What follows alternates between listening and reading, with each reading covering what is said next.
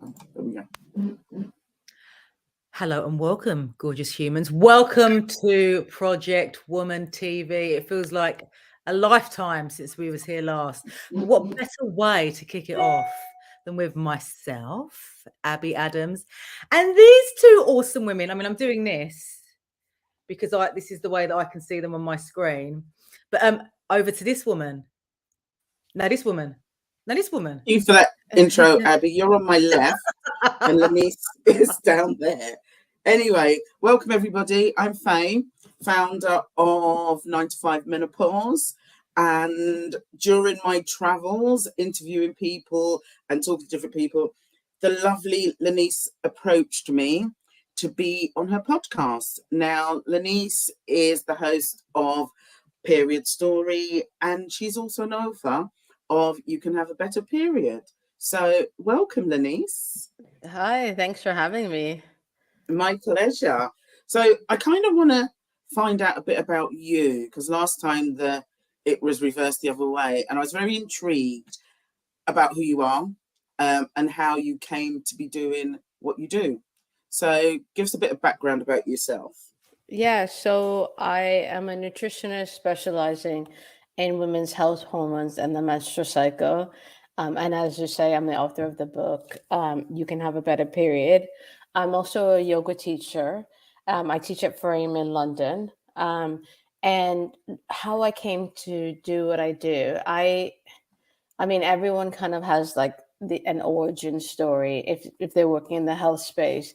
And my kind of origin story was dealing with my own very painful, very heavy periods for many years and using lots of different things to try to figure them out. I eventually kind of scrabbled together an approach. And then in parallel, I had this career working in advertising, very, very, very stressful. You know, I was using coffee to prop up my energy levels in the morning, using wine to unwind at night.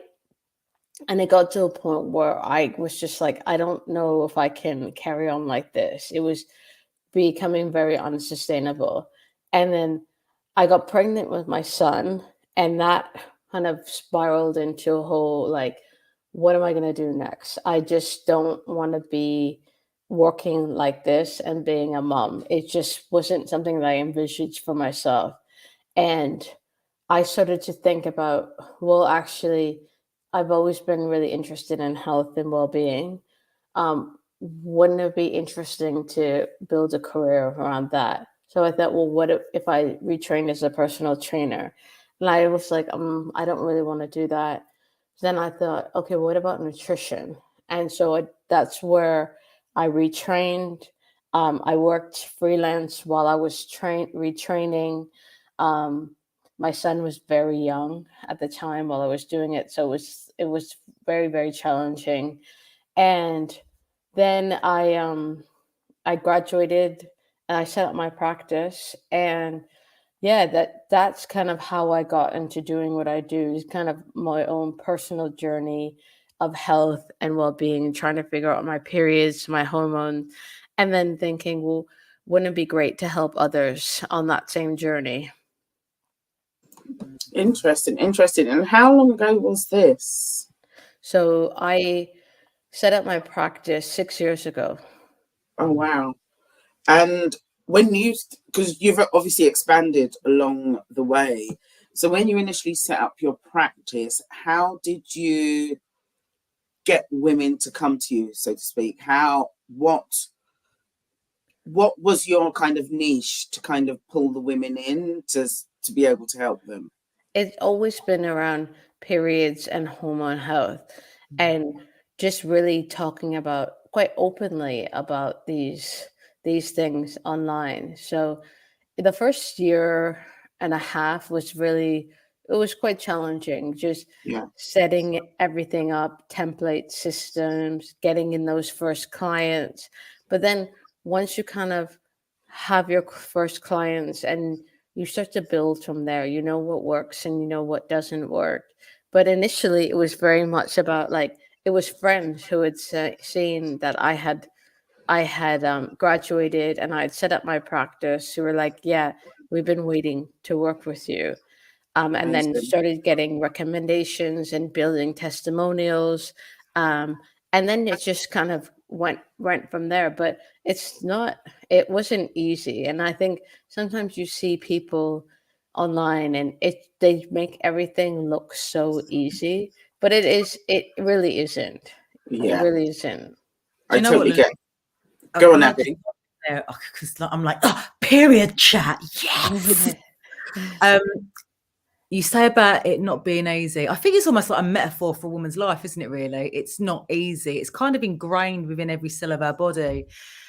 I found my period at 34. I've been menstruating since I was 14. And people look at me and say, what, you started your period at 34? I'm like, no, I found my period at 34 because I only thought it was the bleed up until then. Like, mind blown when I dove into what a period signified, what it evokes, like the gold within it. Like, I was like, what? It's like another skin I didn't even know I was wearing. And when I started to talk about periods, it was way back, and I used to get, oh my God, but they're just such a pain. You know, why do I need to know about my period? Have you ever had that conversation, Lenise? Why do I need to know about my period? And I just, like, the inner child in me sometimes goes, there's so much, and I don't have time because we're almost like in an elevator pitch style situation here. But what do you mean? It's like the relationship of all relationships, and how all your other relationships are defined. I'm just curious to know how you come up with I think for me, the conversation I have most often is, why didn't I learn this earlier?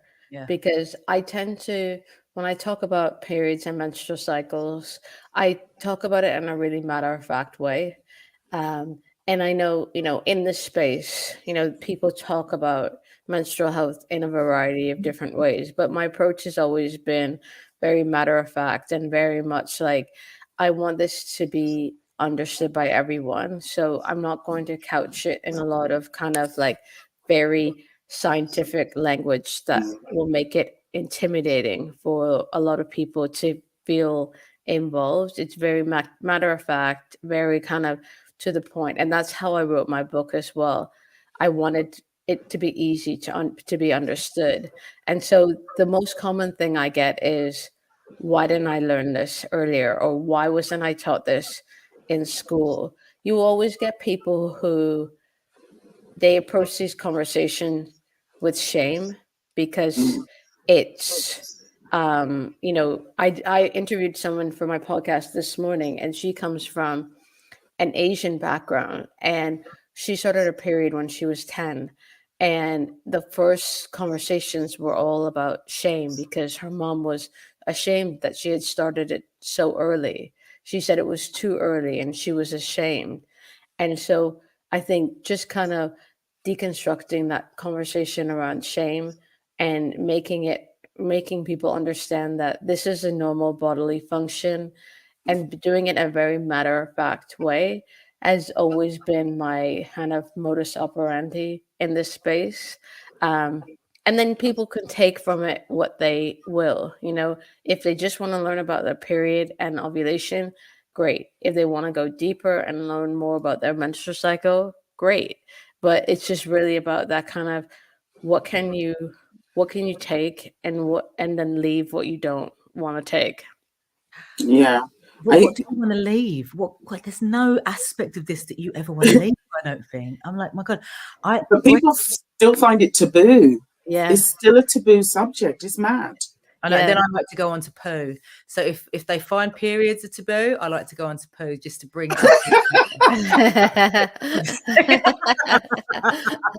But even like in that conversation about poop, it's like telling people that it's like, ideally we should have a bowel movement 3 times a day. That blows people's minds because you go to the doctor. I actually was reading this whole thread on Facebook recently where someone's doctor had told them that a couple times a week was absolutely fine.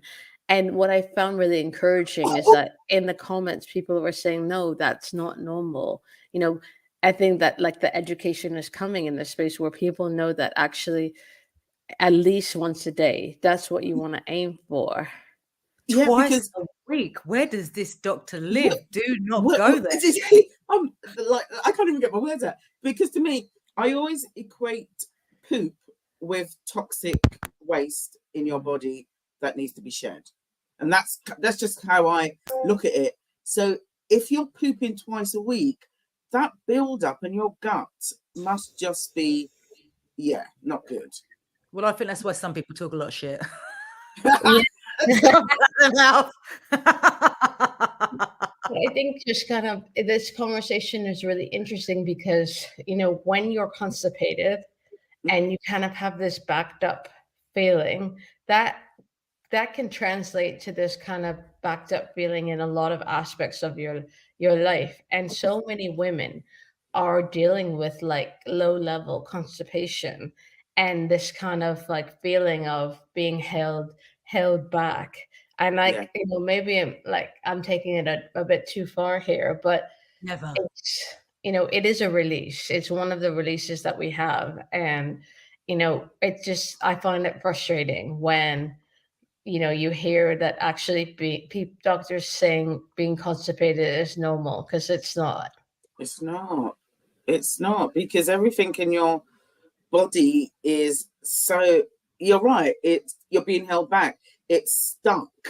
And that's why it can't release itself. I mean, this conversation has taken a turn, but I'm going to just be really open and say, I love a good poo. The relief of a good poo is second to none. I'm just putting it out there. You're a great, it really is. You are a great human. It is a release. I'm going to link. So childhood had many issues for me growing up. And so my nervous system was raised to a higher level. And so I suffered with constipation for most of my life, and I have to manage it, which I'm at a really good place now. But it also correlated with my period as well. You know, the way my period arrived, how it arrived, the emotions. And again, phenomenal when women understand this, like, wow, there is a correlation between my period and my poo. Absolutely. You know, it's everything is intertwined and in communication and relationship. And this is where the work I feel that you're doing, Lanice, and so many other period women out there is uniting the many aspects of a woman's health and bringing it together so that it becomes complete. And then we find the confidence. Yeah, definitely. Yeah. You're like, so many different, our bodies are entirely linked. So if one part of your health is off, it will affect another aspect of your health. So, you know, when we think about our digestive system, if you're not having a regular bowel movement, it stops that process of estrogen being detoxified or broken down and released through the body. That's one of the ways our body's doing that. And so if that's not happening, you have all of this estrogen that should be leaving the body, staying there, and that can exacerbate period problems, heavy periods, painful periods, premenstrual mood swings. So this is why you have when people just simply they just start eating more vegetables, they feel a difference because that's more fiber, that's more greens, which helps them in this whole digestive process and helps release some of this extra estrogen. Can I ask, because you started all this because you said your periods were quite heavy and such forth. So what did you learn about your periods and what did you do to address it? Yeah. So when I first started my period, it was very, very painful. Like I was having to heat was something that was really helpful. So taking really hot, like scalding hot baths, hot water bottles. Pardon? Oh, sorry. I heard. Yeah. Like heat pads, using a lot of painkillers. Like when I think back now, I'm surprised I didn't have more kind of stomach issues with the level of painkillers that I was taking, Yeah. because they're just really bad for the lining of your stomach. And I went to the doctor. They prescribed me the pill. They prescribed me some even stronger painkillers. I didn't take the pill properly. So I, but when I did take it properly in my 20s, I was so depressed. I was like, I took it for like 2 months properly. And I was like, I have to come off of this Yeah. immediately. Was just so depressed. And what I realize now is that I probably have a mild form of endometriosis. But Interesting. in order to get diagnosed, like the kind of gold standard of diagnosis is through a laparoscopy, which is this keyhole surgery where they go in and they have a look at what's going on with your reproductive organs, your bowels, your bladder, and all of that. But I didn't want to go through that. And at that point, when I realized this, I mean, this was in my like late 30s. I'm 43 now, so Wow. quite elite. Um, I was just like, I have developed a way of managing this. I know that I don't drink alcohol anymore. I can't have a lot of sugar. I realized that actually when I eat a lot of wheat, it it exacerbates that inflammation that is inherent with endometriosis. And I just have to eat a lot of vegetables. I'm not a vegetarian, so meat is an important part of my diet, like really Yeah. high quality organic meat. And then I have like my supplement protocol that I've developed. And like I'm quite lucky because I work in this space, so I could develop this approach for myself. But it took a long time for me to get to this place where I can have a period and it not kind of blow me away. I I were in lockdown, so in October 2020. So things just went pear-shaped for me on in so many ways during like 2020. My diet, I just kind of let everything go. And I could see it in my periods. I remember in October 2020, I was on a call with a client and I had to take the call in bed.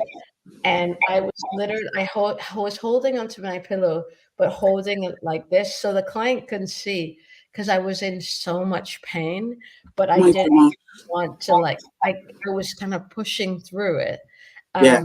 Because, it feels it's almost like this feeling that I get sometimes. And I know other practitioners they've told me they have a similar feeling where you don't want to necessarily talk about your period problems or your hormone problems because there's expectation. And maybe this is the kind of like one of those stories you tell yourself, but this expectation that you're someone who specializes in hormone and menstrual health. You're going to be perfect. Yeah. Exactly. And it's really not the case, but I know what I need to do to get things to a good place. And right now, I feel like I am in a really good place with my period. But I'm 43, and so now I'm perimenopausal. And so the kind of charming symptom that's coming up for me over the last 6 months is migraines. And so really kind of they like floored me. The first time I experienced it, I was like, what is this? Like, this is mad. I kind of had to just like do nothing for the whole Yeah. day.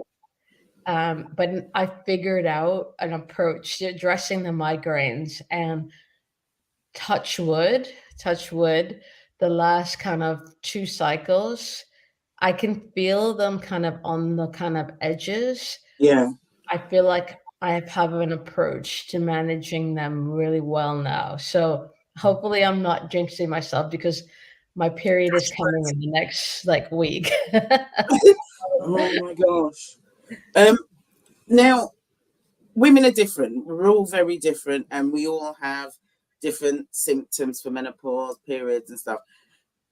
What is there one particular thing that is quite common with women that, how can I phrase this, that kind of triggers their bad period, or something they should be aware of to help their periods flow better or manage it better? Because I mean, there's things like diets and such forth, but I'm thinking in your line of work, you must have come across something which is so common that women should be doing or not doing. Well, I think, of course I would say this being a nutritionist, but people do really underestimate the power of what you eat. Yeah. You eat 3 meals a day, 21 meals a week. That's 21 different opportunities to add in foods that are going to support different aspects of your health. And, there's a kind of generational divide on this where, I think talking to women in their kind of early 30s and 20s, there's a different mindset around food, but late 30s onward, it's that generation that grew up with low calorie, low fat, cutting things out. There is still this, when you say think about what you can add in to your meals rather than subtract, it's very surprising.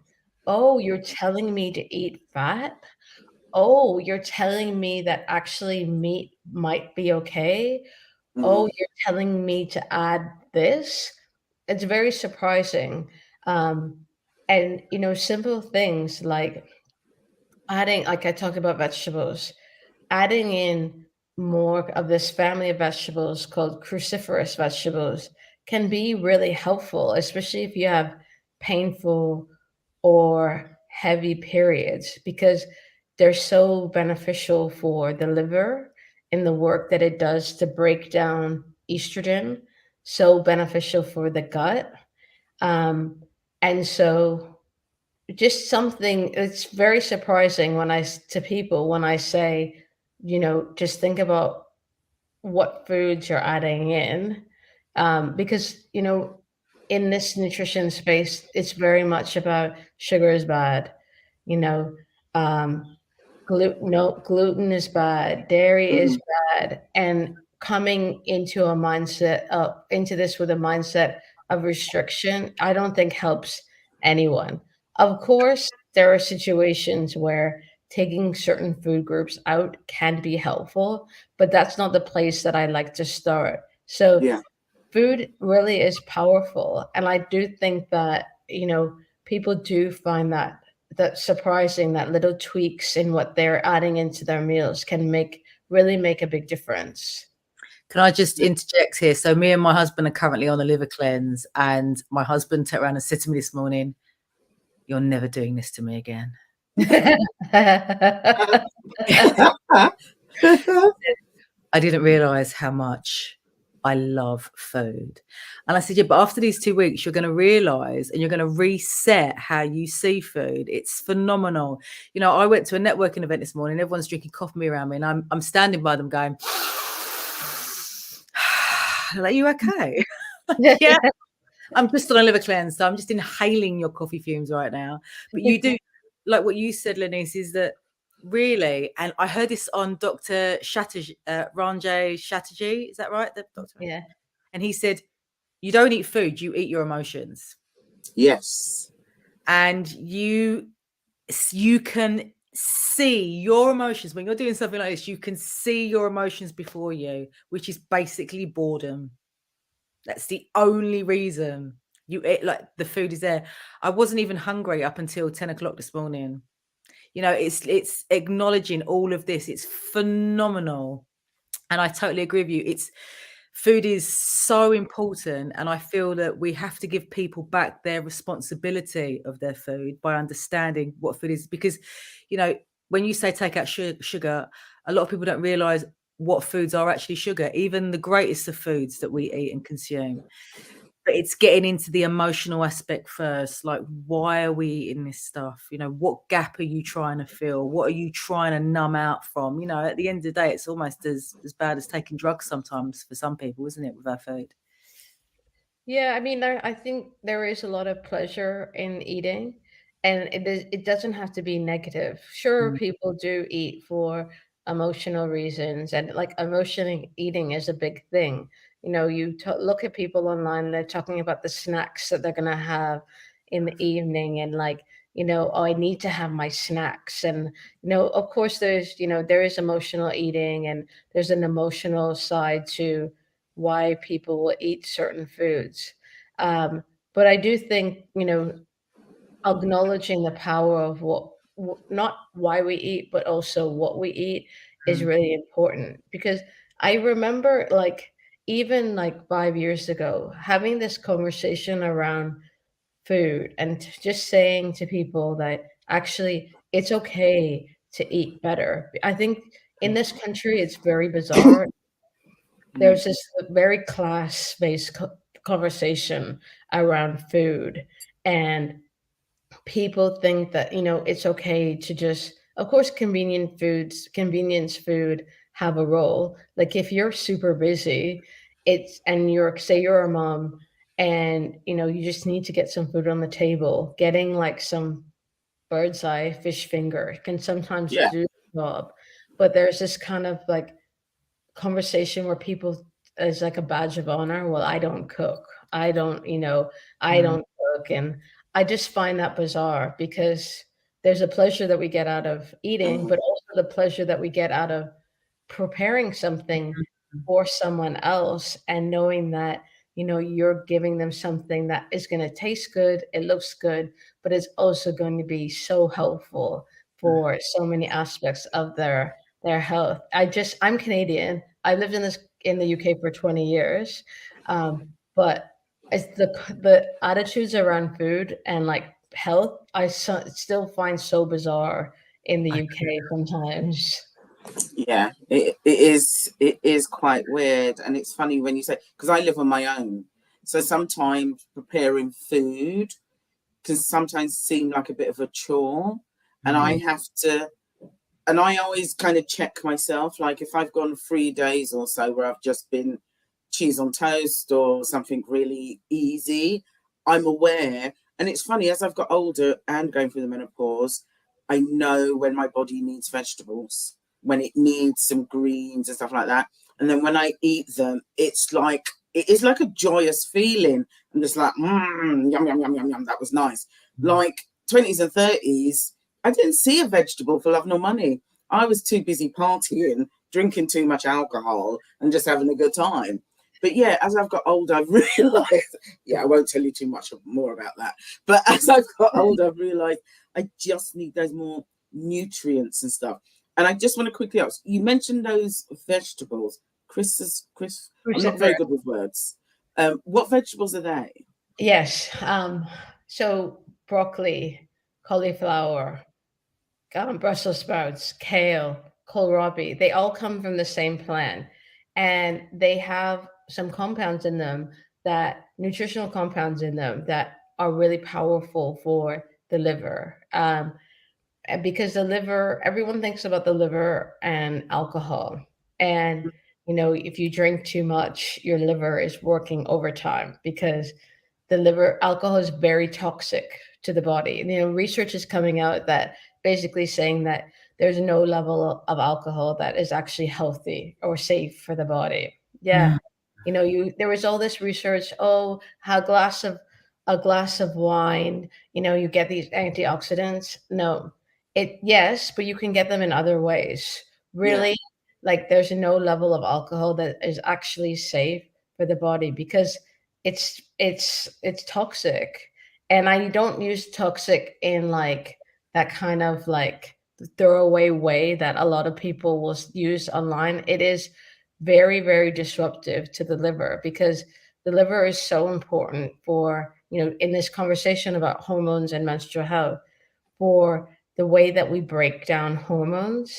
But when you're drinking, it disrupts that process. And Yes. because alcohol is so toxic for the body, it wants to get rid of it as soon as possible. So, you know, when you're hungover, there will be a certain point where you kind of are out of the woods. That's the liver. It's just cleared everything out. But having that conversation with women and about women, having that conversation with women about alcohol in this country, and I'm not anti-UK. I just said, I don't mean Yeah, it yeah, to yeah. sound like that. But the drinking culture in this country is crazy sometimes. Yeah.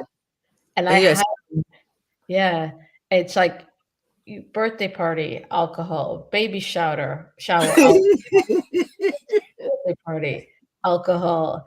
Feel Um, sad, Any you feel excuse. happy, you Any feel excuse. angry, you need a drink, you need a drink. Yeah. But you know, it's I think we need to have these honest conversations because, you know, bringing up what alcohol actually does, you know, it starves the oxygen from your brain.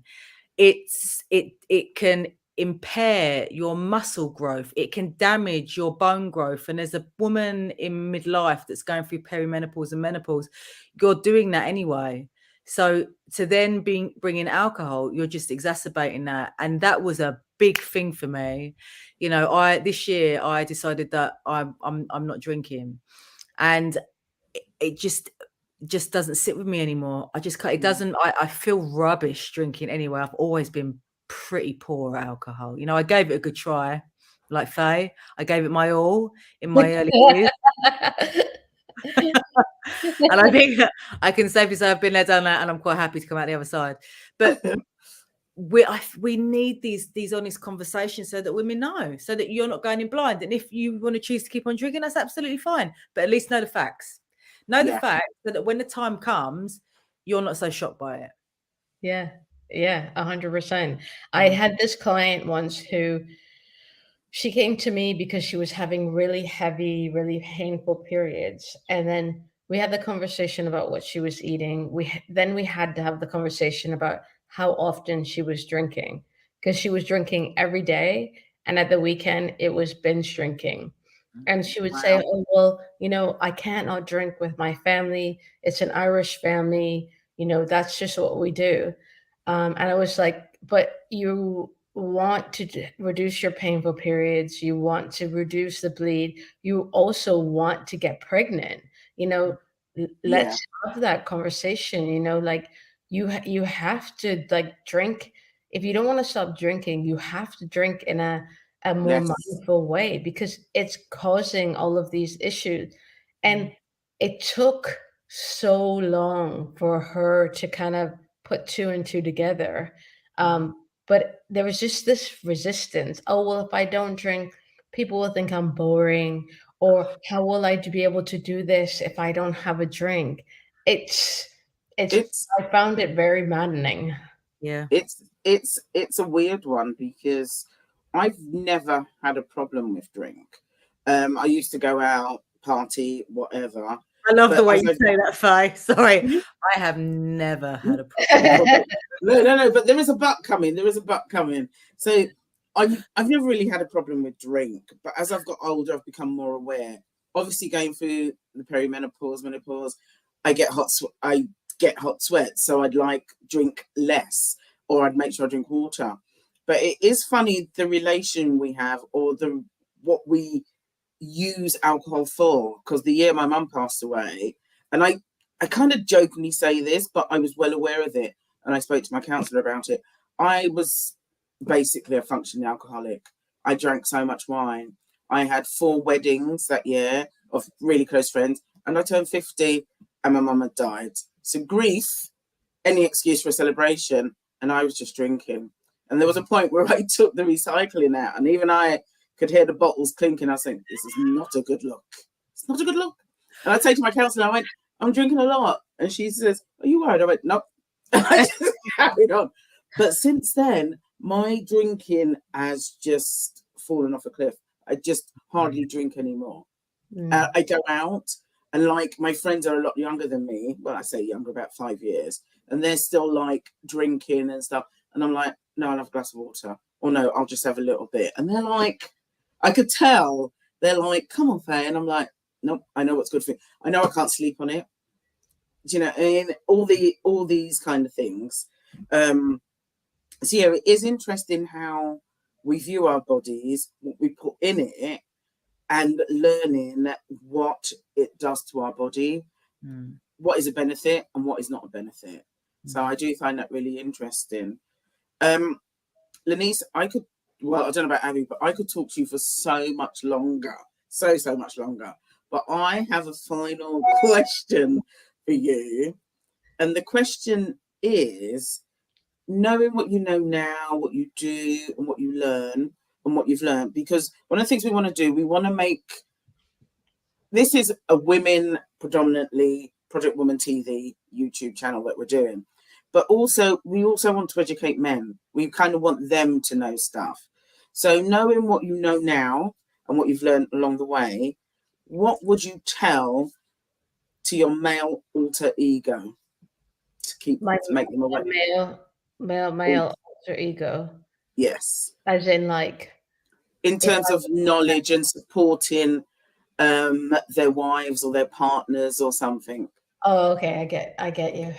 I would say that, well, firstly, I would love it if that individual had learned about periods and all of that in school, along with the girls. Like, Yeah. a lot of these lessons are separate, and they should be combined, because it's a biological function, and it's important to learn about that, but also learn about, for men and boys to know that it's not just a period, it's also ovulation and all of the different phases. And then that education just kind of takes the shame and kind of stigma out of these conversations, so that as they grow up, and if they have female partners, then they're able to go to the store and buy tampons or pads or whatever without feeling shamed, without if their partner has an issue, they're able to encourage them to go to the doctor and get that issue sorted out, rather than accepting that, oh, painful periods are, just a part of being a woman and all that kind of nonsense. And just this kind of understanding that having a period, having a menstrual cycle, and these changes that we go throughout our lives, perimenopause, menopause, and postmenopause and beyond, they're just part of our lives. And there's no shame, there's no stigma, it's not a handicap, Yeah. and that actually, you can, if you understand what's going on with your partner, you can be a better partner. And how great is that? You can be a better dad, you can be a better son, friend, all of that. And isn't that what we all want? Yeah, love it. I have to say, it might seem weird to some people, but when I'm in the supermarket or I'm in like Boots or Superdrug, and if I see a male perusing the sanitary items and buying it, I'm like, yes. And like, because that girlfriend, wife, or whatever has sent that person out, and they're getting it and they're buying it and not feeling any shame about it, because it isn't shameful. So yeah, I love that. I really, really love that so much. Yeah. Lanice, we've run out of time. Lanice, I got to sing her name on TV. Thank you. thoroughly enjoyed talking to you. Thank you for joining us. We're not quite sure the date when it will be going out, but we'll let you know, and we'll because we're doing a series of interviews, and then we'll publish them all in May. So we'll let you know when that goes out. Okay, perfect. Well, thanks for having me. Oh, pleasure. It's really nice to meet you, darling. Really great chat. You too. Right, love. I'll end the broadcast.